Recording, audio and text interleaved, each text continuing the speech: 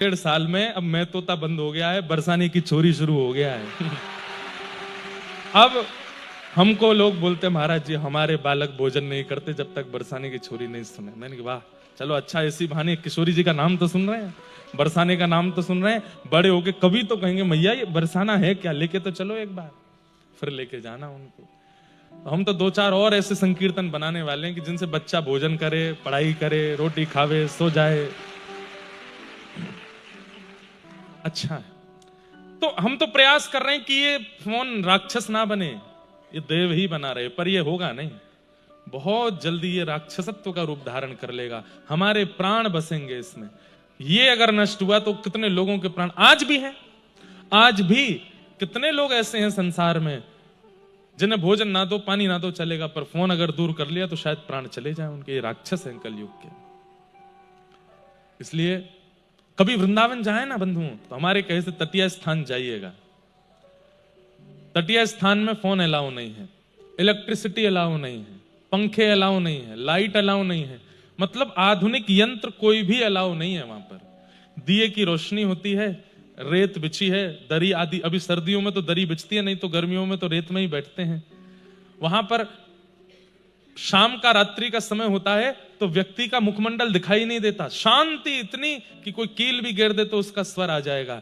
और उस तटीय स्थान में जब जाकर के आप 2-4 घंटे व्यतीत करोगे तो आपको लगेगा कि अपने आज तक के जीवन में ये 4 घंटे ही थे जो मैं जिया हूं, बाकी मैं जिया नहीं था। ऐसा अद्भुत स्थान है। महाराज जी की बड़ी कृपा रहती है दास के ऊपर। ऐसे स्थान को भी प्रणाम। तो आधुनिक यंत्र ही राक्षस हैं कलिकाल में। पर कई लोगों ने इन यंत्रों को ही गुरु बना करके अच्छे कार्य भी कर रखे हैं। अब यहाँ हजारों लाखों लोग केवल उसी के माध्यम से कथा सुनते हैं। जो कथा में नहीं आ पाते, कथा में पहुंच नहीं पाते, वो उसके माध्यम से ही अपना जीवन परिवर्तन कर रहे हैं। तो कहीं ना कहीं उसकी विशेषता भी है, पर उसके फायदा अभी भी 25% ही हो रहा है, बाकी का तो उसका दुरुपयोग ही किया जा रहा है। प्रयास कर रहे हैं कि उससे और सदुपयोग बने, और युवा जुड़े, और कथाओं का प्रचार हो, और ठाकुर जी के सत्संग का प्रचार हो, ऐसी भावना है।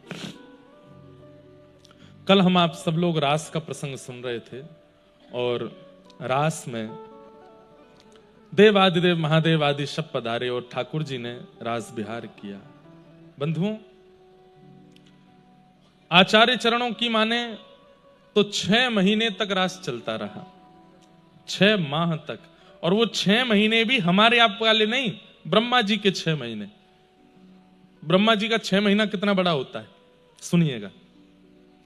सतयुग त्रेता द्वापर कलयुग, सतयुग त्रेता द्वापर कलयुग, सतयुग त्रेता द्वापर कलयुग जब 71 टाइम्स बीत जाता है तब एक मनवंतर ब्रह्मा जी का एक दिन। सतयुग त्रेता द्वापर कलयुग 71 टाइम्स जब बीत जाता है, अभी एक चल रहा है कलयुग, ये 71 टाइम्स आ जाएगा तब ब्रह्मा जी का एक दिन होगा, एक मनवंतर पूरा होगा। ऐसे ब्रह्मा जी भी 100 वर्ष की आयु तक जीते हैं। उन ब्रह्मा जी के 6 महीने तक ठाकुर जी रास करते रहे। सोचो, हमारी सोच से परे है। अगर इस 6 महीने को हम काउंट करें तो इसका मतलब क्या है? रास करते रहे नहीं, वो पास्ट टेंस नहीं है, प्रेजेंट टेंस है। अभी भी रास चल रहा है वृंदावन में, आज भी अनुभव होता है। श्री निधिवन राज में, सेवा कुंज में, यमुना पुलिन पर आज भी ठाकुर जी का रास विहार हो रहा है। और उसी रास विहार का अनुभव करने के लिए असंख्य महापुरुष वृंदावन में भजन कर रहे हैं। असंख्य लोग वृंदावन जाकर के श्री किशोरी जी की शरणागति कर रहे हैं ताकि उस रास का हमें किंचित अनुभव हो जाए। ऐसा वृंदावन धाम जहां आज भी रास हो रहा है, आज भी रास रच रहा है। वृंदावन में कभी पास्ट टेंस का प्रयोग मत किया कीजिए कि ठाकुर जी मक्खन चुराया करते थे, यमुना जी पे लीला करते थे, यहां पे ये करते थे। नहीं, आपकी भक्ति उस दिन सुदृढ़ हो जाए जिस दिन आप थे को हैं बोलो। आज भी लीला करते हैं, यहां रास करते हैं, माखन चुराते हैं सब। अब एक बड़ी प्रसिद्ध कथा आप सबने सुनी है। आज से 450 वर्ष पहले श्रीनाथ जी जो आपके उदयपुर में विराजमान हैं, उदयपुर के पास नाथद्वार में विराजमान हैं, जब गिरिराज जी में विराजमान थे, गोवर्धन में विराजमान थे, अनेक लीलाएं ठाकुर जी ने की हैं। कितनी लीलाएं, मेरे को तो एक साथ सारी याद आ जाती हैं, कौन कौन सी सुनाऊं।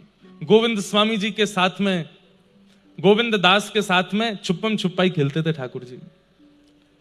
गोविंद दास के साथ में छुपन छुपाई खेलते थे। गोविंद दास जी की बारी आती तो गिनती करते 1 2 3, ठाकुर जी जाके छुप जाते सघन वन में। पर गोविंद दास जी तो भक्त हैं ना, इतने चतुर, ठाकुर जी के श्री अंग जहां जहां स्पर्श होता वहीं वहीं सुगंधी हो जाती, तो सूंघ सूंघ करके पेड़ों को पहुंच गए। तभी देखा पीतांबरी लटकी हुई है ठाकुर जी की, ठाकुर जी को कर दिया, ठाकुर जी पकड़े गए। अच्छा, एक लीला और मैंने पढ़ी थी, किशोरी जी और ठाकुर जी छुपन छुपाई खेलते हैं। आजकल के बच्चे नहीं खेलते ये सब खेल। हमारे युवा भाई बहन कभी कभी ये सब खेल खेला करो। और जैसे युवा सब लोग मिलकर के रविवार के दिन कोई प्रांगण में जाके कीर्तन करो, कीर्तन करके अपने सेवा के ठाकुर जी को वहां लेकर के जाओ, उनको बढ़िया मधुर विराजमान वृक्ष के नीचे करो, उनके सामने सखाओं की मंडली बना लो, फिर ठाकुर जी को ऐसे मानो कि ये हमारे साथ बैठे हैं, और फिर आप लोग क्रीड़ा करो। पर वो खेल होने चाहिए वही वाले ठाकुर जी वाले। उसमें एक खेल आप करो, एक के आंख पे पट्टी बांध दो, पट्टी बांध करके एक दायरा बना दो और उसके कहो भाई अब तू पकड़ के दिखा, हमको छू के दिखा। कितना आनंद आता उस खेल में। एक बार किशोरी जी के साथ ठाकुर जी छुपन छुपाई खेल रहे थे, ध्यान से सुनना। तो ठाकुर जी की बारी आई तो ठाकुर जी गिनती गिनने लगे, सब सखियां छुप गईं जा जा करके जहां भी छुपना था।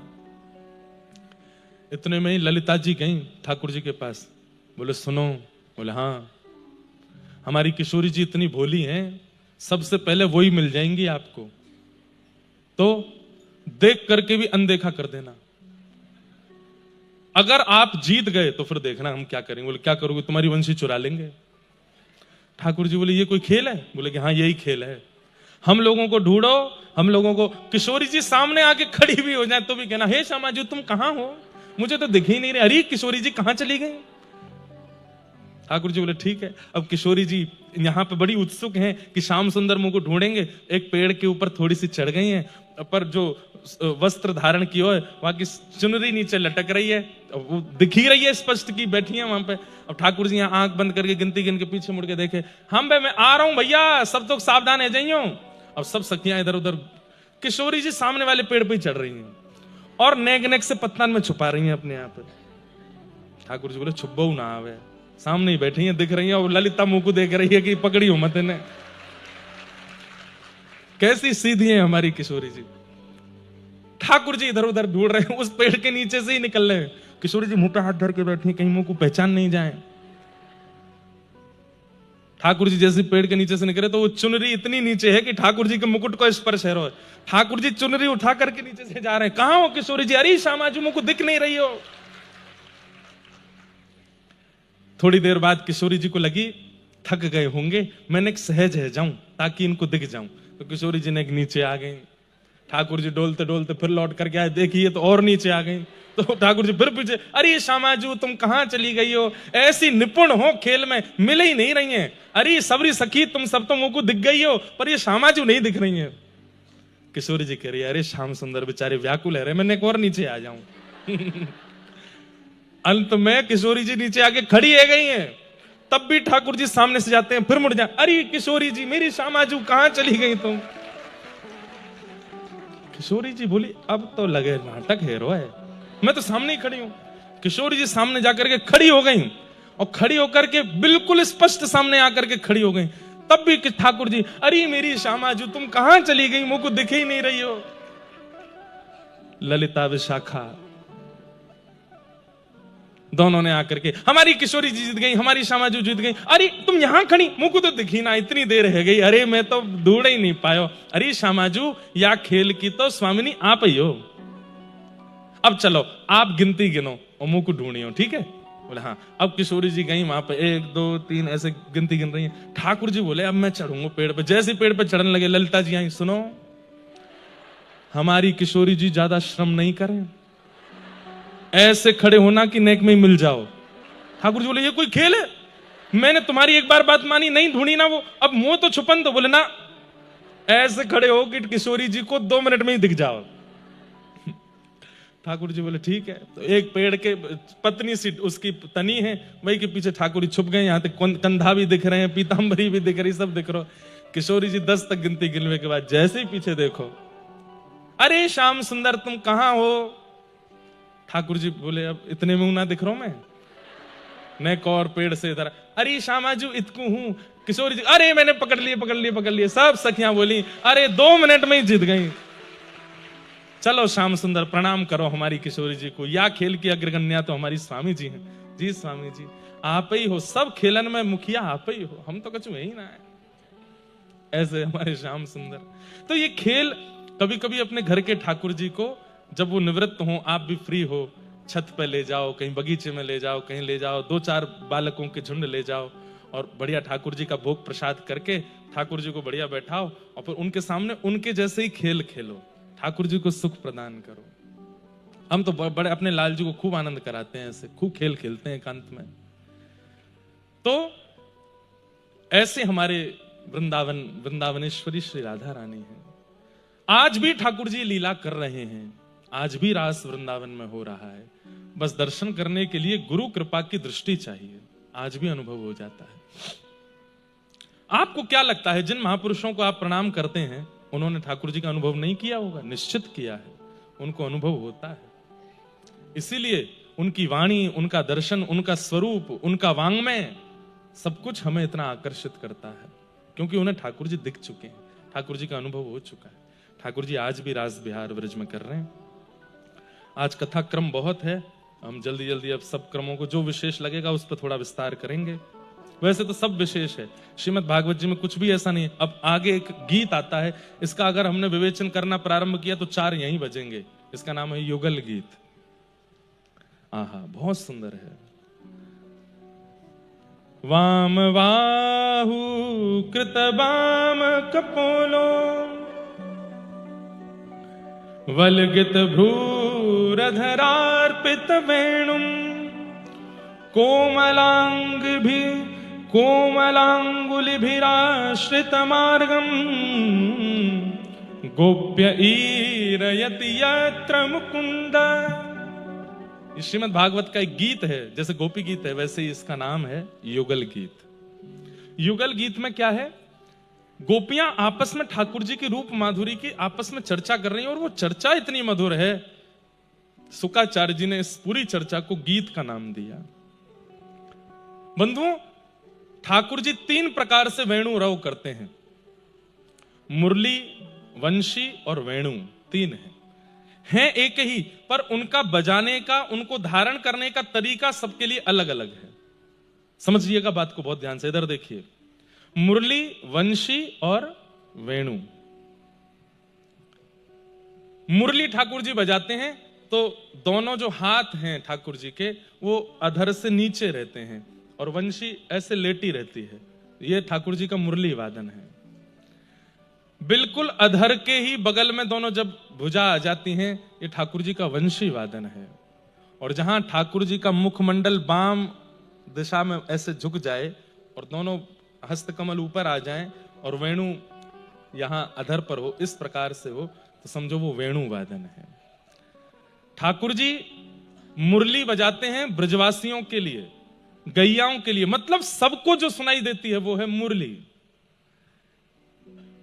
अपने से प्रेम करने वाली सखियों को और सखाओं को जो सुनाई देती है उनके लिए जो बजाते हैं वो है वंशी, और श्री प्रिया जी के लिए जो बजाते हैं वो है वेणु। ठाकुर जी बिल्कुल लीन होकर के उसका वादन करते हैं। आपने अनेक दर्शन किए होंगे, ठाकुर जी के ऐसे दर्शन किए होंगे, ऐसे दर्शन किए होंगे, पर ऐसे दर्शन आपको बहुत कम मिलेंगे जहां ठाकुर जी का मुखमंडल किशोरी जी की तरफ झुका हो। ये बाम भाग किशोरी जी का है और यहां की तरफ ठाकुर जी झुके हैं, दोनों हस्तकमल ऊपर हैं। वेणु रव सबको सुनाई नहीं देता, उसका अधिकार किशोरी जी जिसको प्रदान करती हैं उसी को सुनाई देता है। किशोरी जी को रिझाने के लिए, उनको प्रसन्न करने के लिए ठाकुर जी वेणु बजाते हैं। तो बाम बाहु कृत बाम कपोलो, अब सुनिएगा अर्थ। बाम बाहु कहेंगे इसको। बाम बाहु कृत बाम कपोलो, कपोलो मतलब गाल। ठाकुर जी ने अपने बाम बाहु की तरफ अपने गाल को झुका रखा है। बाम बाहु कृत बाम कपोलो वलगित भ्रूरधरार्पित वेणुम। ठाकुर जी ऐसे हैं और वेणु बजा रहे हैं। कोमलांग भिषराश्रित मार्गम गोपईरयति यत्र मुकुंद। ठाकुर जी के उस मधुर स्वरूप को देख करके गोपियां आनंदित हो गई, कितने सुंदर लग रहे हैं श्याम सुंदर। यहां पर अब एक प्रसंग आता है, बस वो कह के मैं आगे चलूंगा। गोपियां शिकायत करने जाती हैं यशोदा मैया से, और मैया से जाके कहती मैया तू एक बात बता। बोले हाँ। ये तेरे लालाए बंसी बजानो कौन ने सिखायो? बोले क्यों? तेरे लाला को तो हम कछु बिगाड़ नहीं पाई, पर जाने या को बंसी बजानो सिखायो बा गुरु को हम जाके जमुना जी में फेंक के आवेंगे। बोले क्यों? बोले या की बंसी जब जब बजे हमारो भोजन ना बन पावे। क्यों? बोले जैसे ही वंशी बजानो प्रारंभ करे, या की वंशी सुनते ही पहाड़ पिघलन लगे, यमुना जी स्तब्ध हो जाएं, पेड़ की डाल झुकन लगे, उनमें खूब सारे पुष्प और फल प्रकट हो जाएं, हमारो मन स्थिर रह जाए, बालक रोनो बंद कर दें, भोजन करनो, गैया घास चरनो बंद कर दे, उनके बछड़ा बछिया दूध पीनो बंद कर दें, सब स्तब्ध हो जाता है वृंदावन में। लेकिन मैया एक नयो काम और रहेगा। बोले कहा? बोले हम रोटी बनावे, चूल्हा में अग्नि लगावे लकड़ी की, वो अग्नि भी धीरे धीरे शांत हो जाए और पानी बन के बहन लगे, सब कछु समाप्त हो जाए, मैया भोजन ही ना बन पावे। सास डांटे, अरे तेने कच्ची दाल बनाई दी, कच्ची रोटी बनाई दी, तो को मैं बताऊंगी, रोज हम पे डांट पड़े। और या सबके पीछे कारण है तेरे लाला की वंशी। या तो अपने लाला की वंशी बजावे वाले गुरु को नाम बताओ हमें, या फिर अपने लाला से कहो वंशी बजावे को एक समय रखे, वह समय हम भोजन नहीं बनाया करेंगे। फिर कौन ने सिखाई तुम्हारे लाला को वंशी बजानो? तो यहां पर श्री यशोदा मैया कितना सुंदर विवेचन कर रही हैं। विविध गोप चरणेषु विदग्धो वेणुवाद्य ऊर्धा निज शिक्षा, तब सुतः सति यदाधर बिंबे दत्त वेणुरनयत्य स्वजाति। स्वर जाति बहुत सुंदर लीला आ रही है, चिंतन में सुनाऊंगा अभी। यशोदा मैया कह रही हैं, अरे गोपियों तुम मानोगी ना, तुम मेरी बात को भरोसा ना करोगी, पर जे वंशी बजानो लाला ने कोई ते ना सीखो, ये वंशी प्रगट ही लाला ते भई है, निज शिक्षा लाला ने स्वयं बजानो सीखो है। वंशी का निर्माण कैसे हुआ? गैया रोती रोती गई ठाकुर जी के पास। ठाकुर जी बोले काई को रो रही है? कौन ने कष्ट दिया तो को? बोले मुकु दुनिया में केवल एक ते डर लगे। बोले कौन? तो बोले बांस थे। मुकु और कोई ना डरा सके। कोई आदमी भी मेरे सामने आ जाए ना, ग्वारिया भी मुंह पे चिल्लावे, मैं बातें भी ना डरूं, लेकिन वो ग्वारिया जब बांस लेके आ जाए तो बातें मुकु बहुत डर लगे लाला। ठाकुर जी बोले जा बांस ने तो को डरायो, वही बांस ते तो को प्रेम सिखाऊंगा मैं। ठाकुर जी ने जैसे ही वह बांस को पकड़ो, एक हस्त कमल धरते ही 3 उंगलियों के छिद्र रखते ही 3 छिद्र प्रकट हो गए, दूसरा हस्त पकड़ते ही 3 छिद्र और प्रकट हो गए, और जैसे ही ठाकुर जी ने अधर पर रखा 1 छिद्र और प्रकट हुआ। ठाकुर जी ने कुछ उंगलियों को उठा करके जैसे ही प्राण पिरोए, मधुर वंशी बजी, गैया के नेत्रों से अश्रुपात होने लगे। ठाकुर जी बोले तो कुछ सुखदेवे के काज, आज नवीन वंशी को निर्माण किया है मैंने। वंशी के निर्माता श्री कृष्ण है, वंशी के प्रादुर्भाव करता श्री कृष्ण। अच्छा एक बात ठाकुर जी वंशी बजा रहे थे, ठाकुर जी के सखा इतने ऊधमिया नेक शांत ना बैठे, लेकिन ठाकुर जी जब वंशी बजाते हैं वो भी बिल्कुल पिन ड्रॉप साइलेंस, आंख बंद करके सुनते रहते हैं ठाकुर जी को। एक बार मधुमंगल बैठो तो माने देखी ठाकुर जी वंशी बजा रहे हैं, तो जैसे ही वंशी बजाई तो वो सब ब्रज की स्थिति मैंने बताई ना, यमुना जी रुक जाती हैं, वृक्षों में पुष्प प्रकट हो जाते हैं, फल आ जाते हैं, सब लोग बाग अपने कार्य छोड़ देते हैं, दूर दूर तक हिंसक जीव भी अपने कान उठा करके ठाकुर जी की ओर देखते हैं। आज मधुमंगल सबको देखते देखते वहां की दृष्टि गई ऊपर, और जैसे ही वहां ने ऊपर देखी तो कहा देखो आकाश मार्ग में बादल की ओट लिए मतलब पीछे छिप करके ब्रह्मा जी, शंकर जी, नारद जी, सरस्वती जी और सब 33 कोटि देवता आकाश में खड़े होकर के कान लगा करके ठाकुर जी की वंशी सुन रहे हैं। मधुमंगल ने श्रीदामा से, श्रीदामा देखियो सब देवता खड़े हैं आकाश में। श्रीदामा ने दूसरे से कही, ऐसे करके सब में बात फैल गई। अब जब जब ठाकुर जी वंशी बजा में आकाश में देवतान के दर्शन हो में। एक दिना मधुमंगल श्रीदामा किशोरी जी की सबरी सखीन के यूथ से बोले, हमारो लाला जय जय तो नहीं है, पर हमारो लाला जय जय ते भी ऊपर है। बोले क्यों? बात सुनो पहले पूरी। बोले क्यों? बोले हमारो लाला जब बंशी बजावे ना, आकाश में देवता प्रकट है जाए, अरे कहां तक कहें, सूर्य चंद्र भी एक साथ प्रकट हो जाते हैं ठाकुर जी की स्वर लहरियों को सुनने के लिए। हमारे लाला, तुम्हारी किशोरी जी सुंदरता में ऊपर होंगी, तुम्हारी किशोरी जी धन धान्य में ऊपर होंगी, तुम्हारी किशोरी जी गायन में ऊपर होंगी, तुम्हारी किशोरी जी नृत्य में ऊपर होंगी लाला से, पर संगीत में तो हमारो लाला अग्रगण्य है। ललिता जी ने कमर कसी, बोले अगर किशोरी जी लाला से ऊपर निकली तो? बोले तो जीवन भर तेरे चरणन को स्पर्श करूंगो, वचन दे के कह रहो ये मधुमंगल, जब जब ललिता सामने आवेगी तब तब साष्टांग प्रणाम करूंगा अगर किशोरी जी ऊपर निकल जाए तो बोले फिर कर लें एक कार्यक्रम। बोले हाँ करो। ठाकुर जी तो सब ब्रजवासी जाके बोले लाला हमारी लाज बचाए लियो, ऐसी बंसी बजाइयो, ऐसी बंसी बजाइयो कि लाला ये सबरे देवता आकाश में खड़े खड़े नृत्य करने लगे। ठाकुर जी बोले तू चिंता मत कर, आज तो देख आमने सामने वाली बात है। सब सखी गई किशोरी जी के पास, है किशोरी जी आज श्याम सुंदर को परास्त करना है। किशोरी जी बोले नहीं, वो सदा विजयी रहे, मैं क्यों परास्त करूं उनको। नहीं नहीं, आज हम सखी सखान के बीच की बातें नहीं, हमारी लाज रखो।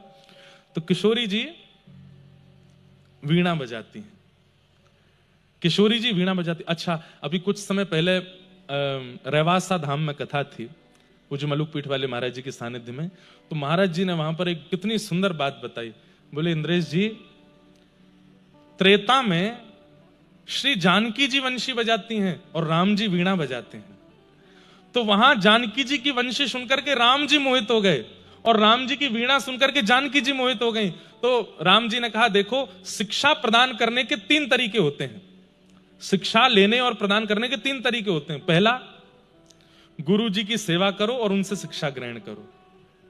दूसरा, गुरु जी को दक्षिणा दो और उनसे शिक्षा ग्रहण करो। तीसरा, तुमको जो आता है वो तुम गुरु जी को सिखाओ, गुरु जी को जो आता है वो तुम सीख लो। तो हे जानकी जी, आप मोको वंशी बजानो सिखाओ, मैं आपको वीणा बजानो सिखाऊंगा। तो त्रेता में राम जी किशोरी जी को, जानकी जी को वीणा बजाना सिखाते हैं और शाम को किशोरी जी राम जी को वंशी बजाना सिखाती हैं। इसी का परिणाम द्वापर में किशोरी जी की सिखाई हुई वंशी ठाकुर जी बजाते हैं और ठाकुर जी की सिखाई हुई वीणा श्री राधा रानी बजा रही है। ये सब कितने मूल रहस्य हैं, संत जनों से प्राप्त होते हैं। किशोरी जी वीणा लेकर के आई हैं, ठाकुर जी सामने बैठे हैं। किशोरी जी और ठाकुर जी के अंदर तो प्रतिस्पर्धा नहीं है, लेकिन सखा और सखीन को जितावे हरावे की बात है। ललिता जी बोली पहले ठाकुर जी कछु सुना दें। मधुमंगल सीधा बोले हैं हमारे लाला ने बंसी बजा दी तो फिर वाके बाद कछु बचे कोई ना, हमारे लाला ने बंसी बजा दी तो फिर तुम कहीं तक दूर तक टिके ही नहीं पाओगे। बोले हम देख लेंगे कितने टिकेंगे, तुम बजाओ तो सही। ठाकुर जी ने अपने अधर पर वेणु धारण करी और महाराज यहां से प्रारंभ करते करते करते जैसे ही ठाकुर जी ने अपना मुखमंडल झुकाया और जब तेर सुनाई है, आहा, वृंदावन में आधा आकाश काला है और वहां चंद्रमा है, आधे आकाश में दिन है, वहां सूर्य है। आधे आकाश में रात्रि की निशा में जागृत होने वाले देवता खड़े हैं और आधे आकाश में जागृत अवस्था में खड़े होने वाले देवता खड़े हैं। यमुना जी स्तब्ध हो गई है, पवन बह रही है और हवा में भी चंदन की सुगंधी आ रही है। अद्भुत है, उस दृश्य का वर्णन नहीं कर सकते। ठाकुर जी की ऐसी वेणु सुन करके ललिता विशाखा भी झूमन लगी। मधुमंगल वो देख सीधा मां है गई मोहित, मोहिनी चलाई दी हमारे लाला ने। अब तो हमारे लाला की जीत निश्चित है। किशोरी जी नेत्र बंद करके थोड़े थोड़े अश्रुबिंद आ रहे हैं, सुन रही हैं ठाकुर जी की वेणु को। कोई निश्चय, इसमें कोई संशय नहीं, ठाकुर जी की वेणु अद्भुत है।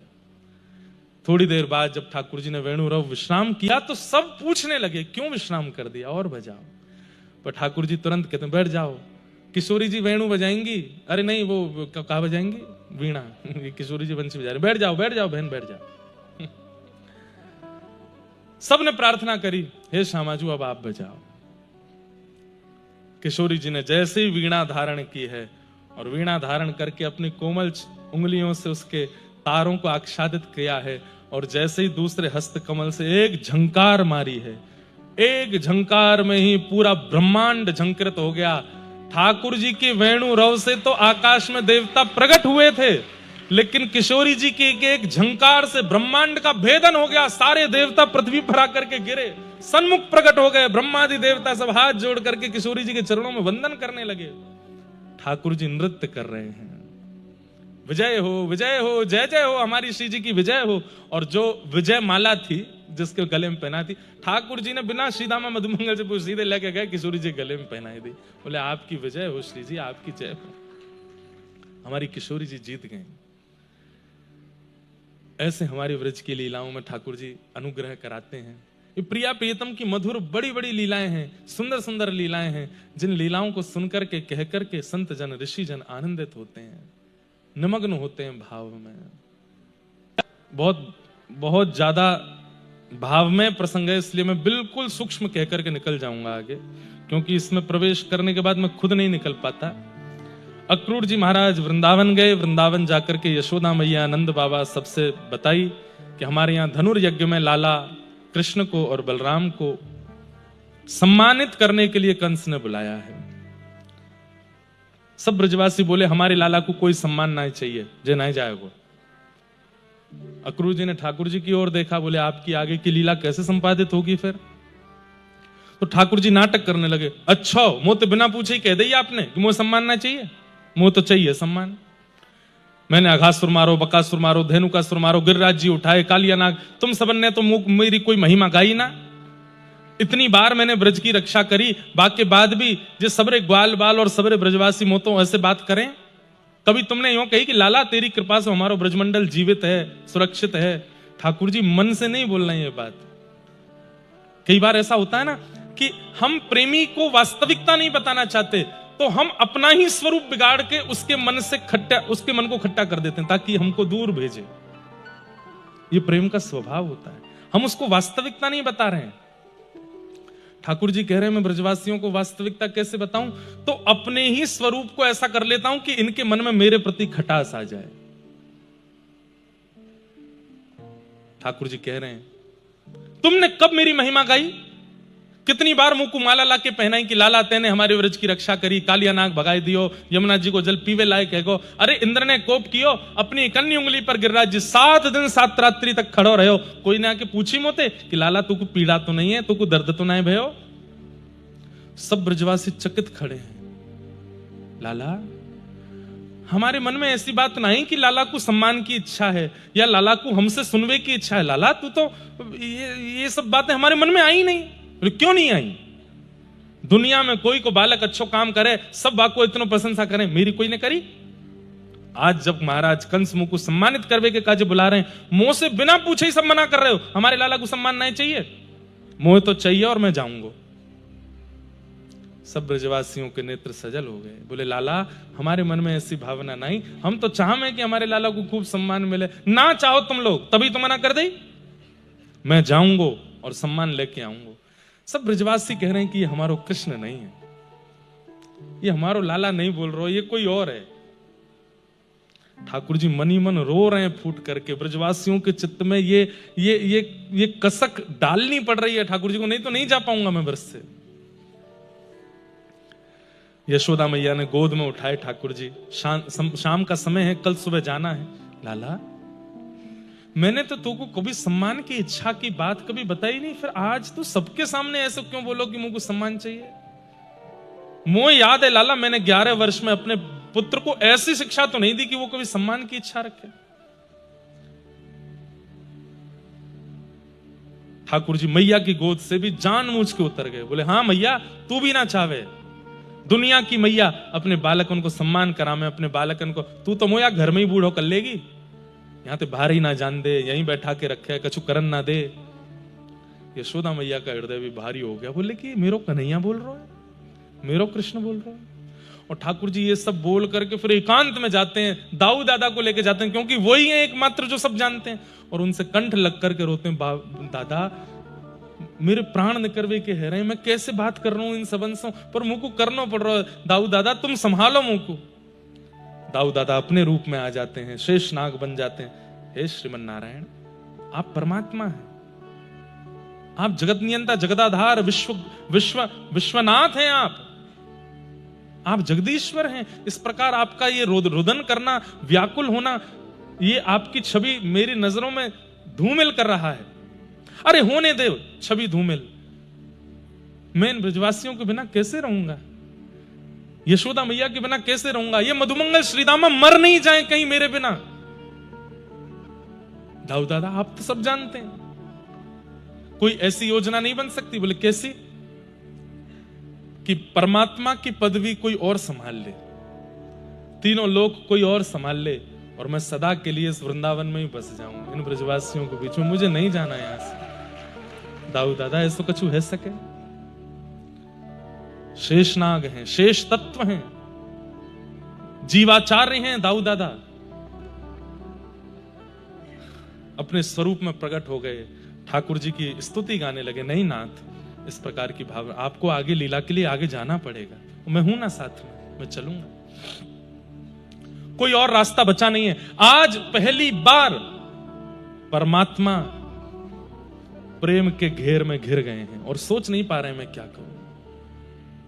बंधुओं, ठाकुर जी को कोई नहीं बांध सकता, वो विश्व को बांधते हैं, लेकिन ठाकुर जी को बांध दिया ब्रजवासियों ने, इसलिए ब्रजवासियों के लिए सब माफ है, ब्रजवासियों के लिए सब अच्छा है। क्यों? इन ब्रजवासियों से ही बंधे ठाकुर जी, इनके प्रेम में बंध गए। रात में यशोदा मैया अंक में भर के लाला को सोई है, लाला परसों आए जाइयो, और कंस बड़ो खतरनाक है, बाकी ज्यादा पास मत जाइयो, दूर ते ही सम्मान लेके आए जाइयो। और मेरो लाला, अब मैं तो 11 वर्ष है गए अपने लाला के बगैर सोई ना एक रात, कल रात कैसे सोऊंगी मैं? मैया मैं भी तो नहीं सोया तेरे बिना, मैं कैसे सोऊंगा? अच्छा लाला कोई बात ना, एक रात की तो बात है, परसों तो लाला आ जाएगा। बोले हाँ मैया मैं परसों आ जाऊंगा। अच्छा चल मेरे अंक से लग जा। ठाकुर जी अंक से लग गए। यशोदा मैया के वक्ष पर ठाकुर जी अपना मुख पधरा करके गहरी सांस लेते हैं, मानो श्री यशोदा जी की अंग की सुगंधी को अपने अंदर ले रहे हैं, क्योंकि अब ये सुगंधी मिलने वाली नहीं है। यशोदा मैया के पेट को पकड़ते हैं, कभी भुजा को पकड़ते हैं, कभी गर्दन पे हाथ रख लेते हैं, कभी गाल पे हाथ रख लेते हैं, एक एक अंग का स्पर्श ठाकुर जी अपने अंदर समाहित कर रहे हैं। अब ये स्पर्श मुझे मिलेगा नहीं। बंधुओं, यशोदा मैया तो आंसुओं से रो रही हैं, तकिया पर सिरहाना रखे, पर ठाकुर जी आंसुओं को अंदर ले रहे हैं, क्योंकि मैं रोयो तो मैया तुरंत उठ के बैठ जाएगी। एक बात तो है बंधुओं,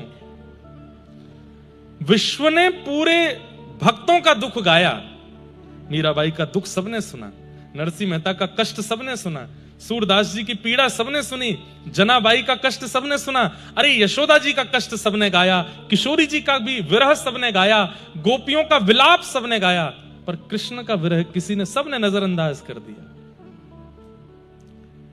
किसी ने यह विचार नहीं किया कि वे कितने मजबूर हैं,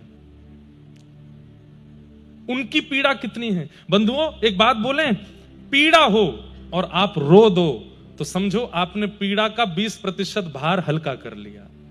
पीड़ा हो और आप बिलखने लग जाओ, आप किसी से गले लग जाओ, या फिर 2-4 दिन तक भोजन ना करो, तो समझो आपने पीड़ा का 50% भार और हल्का कर दिया। लेकिन पीड़ा हो तो हंसना पड़े, पीड़ा हो तो खाना पड़े, पीड़ा हो तो सबके बीच जाना पड़े, तो समझो आप 1% भी पीड़ा को चित्त से निकाल नहीं पा रहे हो। कृष्ण ने ऐसी पीड़ा सही है, वो निकाल ही नहीं पाए। सबने टोक दिया, सबने कोसा उनको, लेकिन बस मुस्कुरा के शांत रहे, किसी को उत्तर नहीं दिया। व्रत छोड़ करके क्यों गए, आज तक इसका उत्तर नहीं है।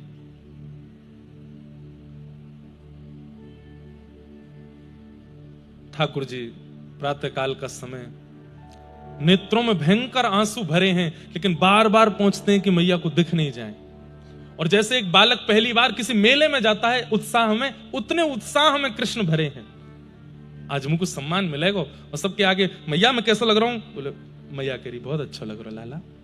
सबको यह लग रहा है कृष्ण कितने उत्साहित हैं, पर अंदर से टूटे हैं ठाकुर जी। नंद भवन का जैसे ही द्वार खुला, जैसे आप संख्या में बैठे हैं, इससे भी 1000 गुना संख्या में ब्रजवासी खड़े हैं, लेकिन एक शब्द भी नहीं निकल रहा है, और सब बस एक दूसरे के ऊपर से ठाकुर जी को देख रहे हैं। सब लोग सोच रहे थे हम लोगों को देख करके लाला रुक जाएगा, पर जब ठाकुर जी को इतने उत्साह में देखा, सब ब्रजवासी बोले ये तो बड़ो आनंद में, ये तो जावे के काजी पूरा तैयार बैठो है। ठाकुर जी बाहर निकल के आए, सब ब्रजवासी से बोले अब मैं जा रहा हूं, कंस से सम्मान लेके आऊंगा। कल मैंने थोड़ी ज्यादा कड़वी बात कह दी, बुरा मत मानियो सब लोग, और मैं परसों आ जाऊंगा। परसों का नाम सुनते ही बस ब्रजवासियों की सिसकियां सुनाई दे रही हैं और आंखें लाल और अश्रुबिंद गिर रहे हैं। सोचिए बंधुओं, एक दिन भी जिसके बगैर व्यतीत करना, एक क्षण भी जिसके बगैर व्यतीत करना भारी है, वो परसों कैसे तक रह लेंगे।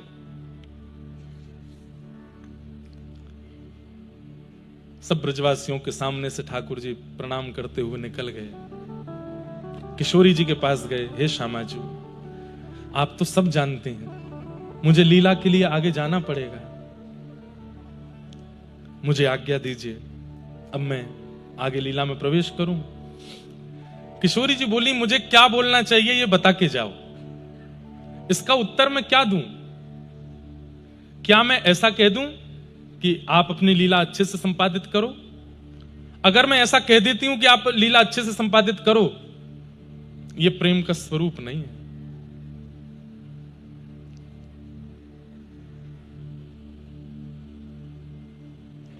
प्रेमी अगर दूर जा रहा हो तो प्रियसी उसके दूर जाने की सराहना नहीं करती।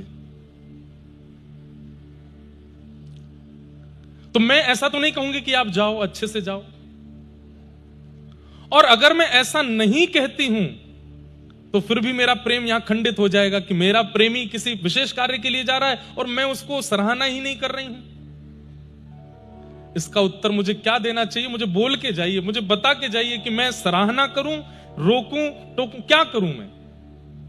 ठाकुर जी कुछ नहीं बोले, बस चरणों की ओर देखा किशोरी जी के और बढ़ गए आगे। मौन है।